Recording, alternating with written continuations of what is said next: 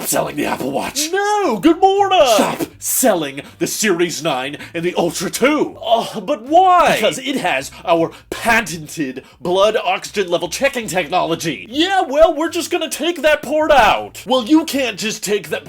Ooh.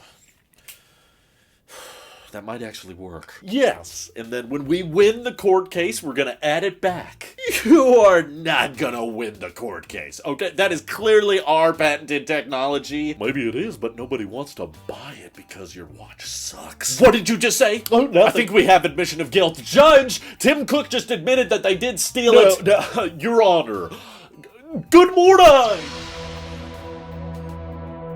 The Apple Watch Series 9 and Ultra 2 appear to be, at least for the time being, unbanned. The original pause on the ban was supposed to last until January 15th, and because there hadn't been much progress or much announcements made, I was pretty sure we were going back into no more Apple Watch town again, but turns out it's back, and it was as simple as we all thought it would be. Basically, all Apple had to do was send out a new operating system stack for the Apple Watches as they come out new, meaning that if new Apple Watches are manufactured past a certain date, which I believe is around today, they're just not going to have the blood oxygen app anymore. So I apologize if that was a big feature to you, but the good news is Apple shouldn't be removing this feature from existing Apple Watches. If you already have blood oxygen checking on your Apple Watch, it's still there. It's not going to be taken away. And if you really care about that feature, I guess just buy a slightly older Apple Watch. You'll save some money that way anyway, but this is kind of the result of our weird government and our weird laws around patents. Basically, based on how long it took for the trial to come to some kind of conclusion, that results in still there being like 3-4 years of Apple Watches in existence and in circulation that all have the blood oxygen app and can continue using it. It's just that there's this little window now where, as Apple is fighting the trial trying to prove they didn't steal the technology, or Apple is trying to redesign the software algorithm for the blood oxygen level checker, they're trying to do it in a way that doesn't infringe on Massimo's patent. I'm not sure how the heck they're gonna find a way to do that, but it means no more blood oxygen app for the time being. And before all of you say, well, that's basically just an overpriced SE. First of all, shut up. Second of all, there is so many differences between the SE and the higher end Apple Watches, between the always on display, the much bigger, much brighter display, the ECG, which is actually FDA approved. The ECG technology, honestly, is far more valuable, far more useful, in my opinion, than the blood oxygen checking. And we also have faster processors on the newer Apple Watches. The Ultra has twice the battery life. So please stop pushing that narrative that it's basically the same thing as the SE. The blood oxygen level checker, trust me, from years of reviewing Apple Watches, was one of the smallest, most insignificant upgrades we saw in recent history. I think Apple made the right call. Like, I wasn't sure if it was legally possible, but if it was for them to just literally delete the app from the OS so that newer Apple Watches from here on out just don't have that one feature, which most people weren't going to use anyway, then yeah, this is totally worth it. It's not like justified to miss out on the sales of both of those watches just because of that one feature. It'd be a little bit different if it was a bigger, more headlining feature, but this was not that. And clearly, if you really want blood oxygen level checking, there are cheaper avenues to go about. The Series 6, the Series 7, the Series 8 all have that, all of which you can find cheaper than the Series 9 through third parties, and you're not going to be able to tell the difference, especially with the Series 7 and 8. They are very, very similar to the 9. All you're missing out on is the finger tap technology, which Apple software locked anyway. It's a big joke. But that essentially means that there shouldn't be any more bans moving forward. Hopefully, if Apple's able to find a different algorithm for blood oxygen checking through a software update in the future, the app and the feature should be restored, and it should also be mentioned that everybody outside of the United States, nothing changed, okay? You can still buy your Series 9s and Ultra 2s, which are way too expensive, in my opinion, because they're not that different from last year's models, and you can continue to use your blood oxygen level checkers, okay? Congratulations, Europe. You actually got something nice for once, but you're not gonna get Vision Pro because that's a US exclusive, huh? So how do you like that? That's what we're getting before you guys. Although Ming Chi Kuo did say Vision Pro should launch for other countries before June, so